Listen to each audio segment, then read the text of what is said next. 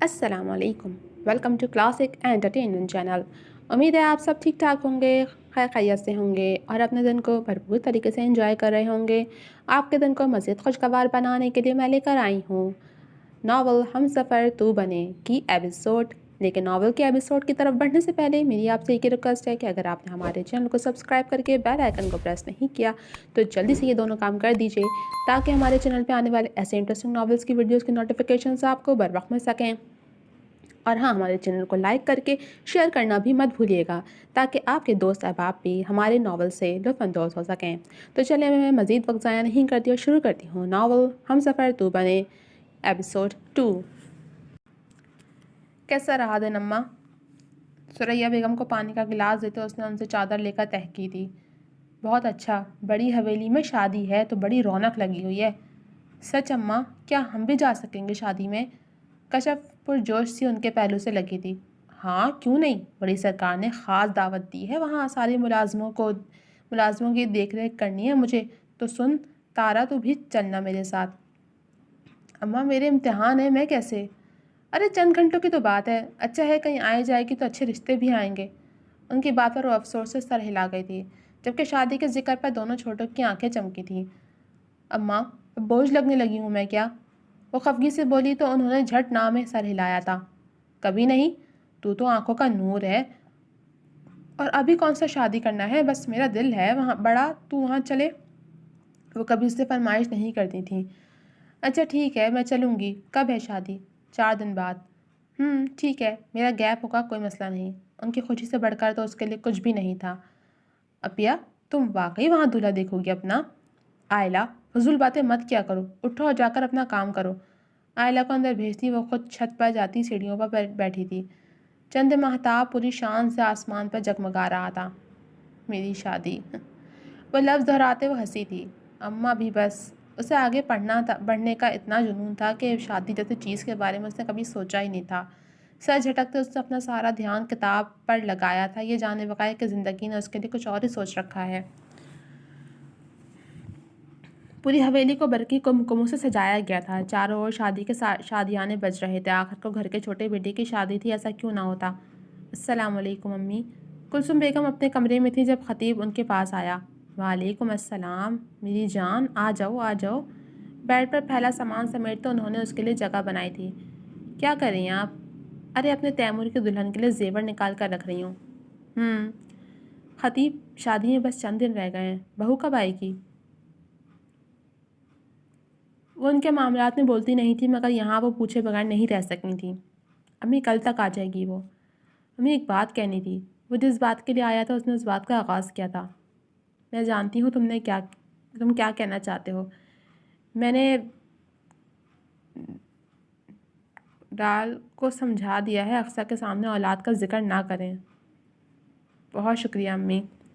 शुक्रिया की कोई बात नहीं, मगर ख़तीब आखिर कब तक हम लोगों के मुंह बंद करेंगे? अक्सर को किसी अच्छे डॉक्टर के पास लेकर जाओ। ये क्या बात होती है कि नसीब ठीक है?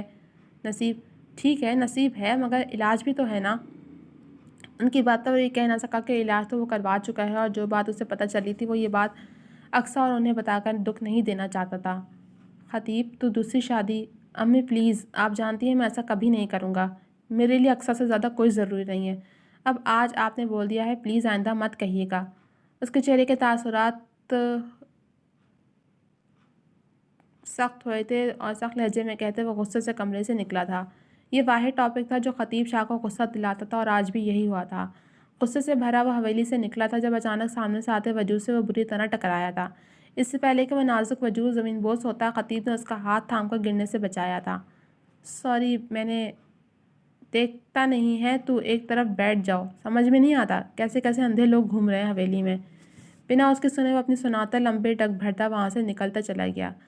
दूसरी तरफ वो बेचारा जो इतनी बड़ी हवेली में अपनी माँ को ढूंढ रही थी, इस कदर बुरे सलूक पर उसकी आंखें भर आई थीं। अरे नैन बच्चे, वहाँ क्यों खड़ी हो, इधर आओ। कुलसुम बेगम खतीब के पीछे आई थी, मगर नैन तारा से उसका सलूक देख कर शर्मिंदा हुई थी। नैन का हाथ थामे वो उसे अपने साथ कमरे में लाई थी। मेरी गलती, जानती हूँ पुत्र, तेरी गलती नहीं, बस वो गुस्से में था।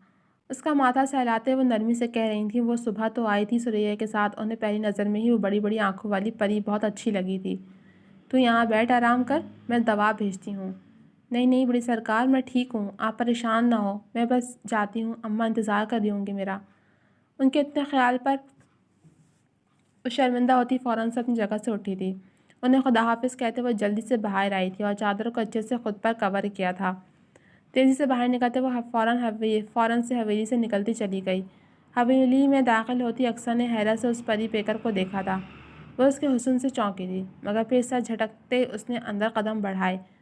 ارے اقصیٰ! اس کا سامنا سب سے پہلے کلثوم بیگم سے ہوا تھا۔ کیسی ہیں اماں سائیں؟ میں ٹھیک ہوں پتر، شکر ہے تم آ گئی، میں ابھی خطیب سے تمہارا ہی پوچھ رہی تھی۔ ان کی بات پر وہ چونک اٹھی۔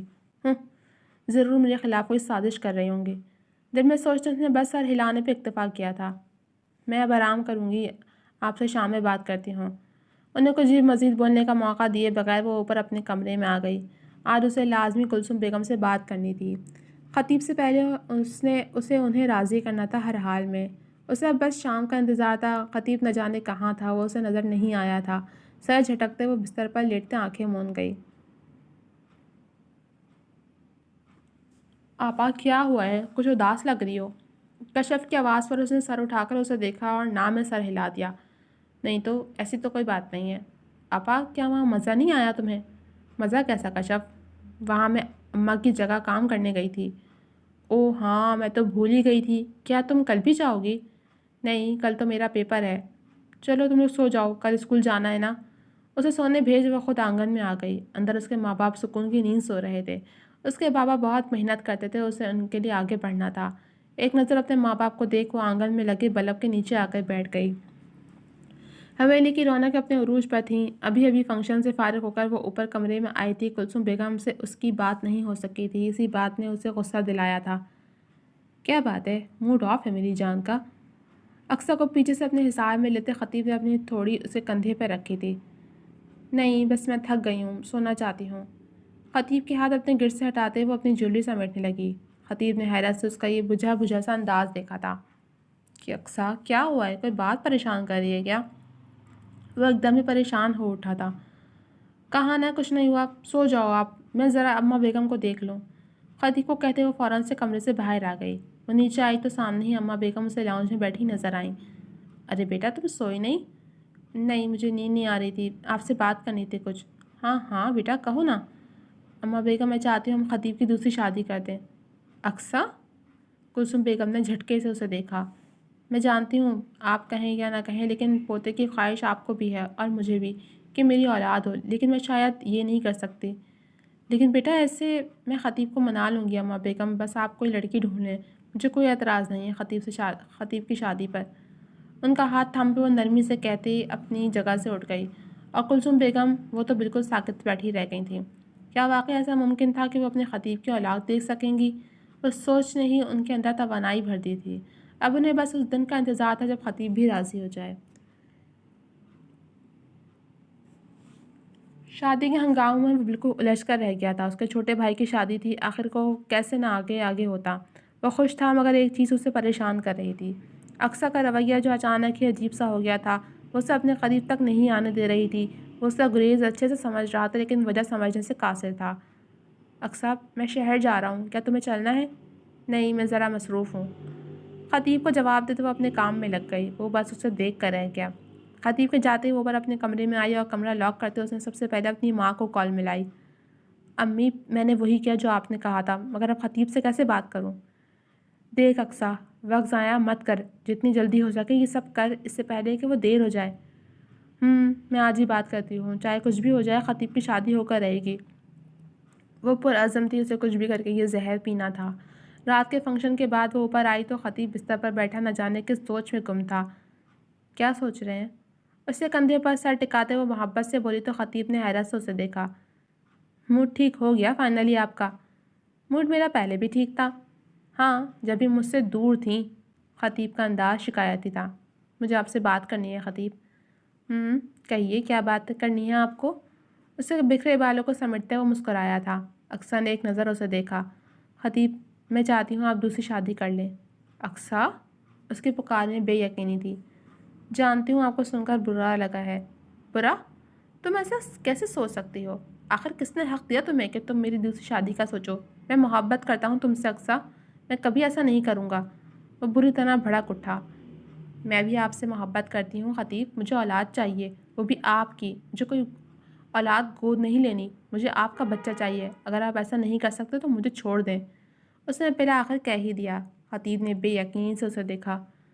اقصیٰ، یہ میرا آخری فیصلہ ہے خطیب، یا تو دوسری شادی یا پھر مجھے طلاق۔ اپنا فیصلہ سناتے وہ رکی نہیں تھی، سیدھا کمرے سے باہر نکلتی چلی گئی۔ کیا بات ہے، خوش لگ رہی ہے بڑی۔ وہاب شاہ نے خوشگوار حیرت سے کلثوم بیگم کو دیکھا۔ آپ کو پتہ ہے، آج اقصیٰ نے کہا وہ چاہتی ہے خطیب کی دوسری شادی ہو جائے۔ اگر ایسا ہوا تو ہمارے خطیب کی اولاد دیکھنا نصیب ہوگی شاہ جی۔ ان کی بات پر وہ ان کا چہرہ دیکھنے لگے۔ آپ کو خوشی نہیں ہوئی؟ اس میں خوشی کی کیا بات ہے کلثوم؟ اقصیٰ کا سوچا تم نے کس دل سے اس نے یہ فیصلہ لیا ہوگا؟ جس بھی دل سے لیا ہو، لیکن ٹھیک وقت پر ٹھیک فیصلہ لیا ہے۔ کل کو خطیب کا دل بدل جاتا تب بھی وہ اسے نہیں روک سکتی تھی۔ اس طرح خطیب کی نظروں میں اس کا مقام مزید بڑھے گا۔ پھر کیا سوچا ہے تم نے؟ بس خطیب مان جائے تو باقی لڑکی تو میں نے دیکھ ہی لی۔ کون؟ کسان عظمت ہے نا، اس کی بیٹی نین تارا، بڑی بھلی بچی ہے، پڑھی لکھی ہے، ہمارے خطیب کے ساتھ بڑی اچھی لگے گی۔ وہ ہر چیز سوچ چکی تھی۔ جہاں تک مجھے پتہ ہے عظمت کی بچیاں تو چھوٹی ہیں، ایک بھی شادی شدہ نہیں، تو پھر تم کس کی بات کر رہی ہو؟ ارے شادی شدہ سے تھوڑی نا میں خطیب کی شادی کروں گی، غیر شادی شدہ ہے نین تارا۔ بس میں نے سوچ لیا ہے، خطیب کے مانتے ہی میں نے جانا ہے عظمت کے گھر۔ ان کی خوشی ناقابل بیان تھی۔ وہاب شاہ اس وقت کچھ بھی بول کر اس کا موڈ خراب نہیں کرنا چاہتے تھے، اس لیے چپ ہو گئے، لیکن انہوں نے سوچ لیا تھا کہ وہ خطیب شاہ سے کل خود بات کریں گے، چاہے کچھ بھی ہو جائے۔ انہوں نے پہلی بار اپنی بیوی کو اتنا خوش دیکھا تھا، اگر خطیب کی شادی انہیں خوشی دے رہی تھی تو اسے یہ لازمی کرنا تھا ہر حال میں۔ جی تو جناب، اب تک صرف اتنا ہی۔ کیسی لگی آپ کو یہ ایپیسوڈ؟ کمنٹ سیکشن میں اپنی رائے کا اظہار ضرور کیجیے گا۔ جلد ملوں گی آپ سے اگلے ایپیسوڈ کے ساتھ، تب تک کے لیے اجازت دیجیے۔ اللہ حافظ۔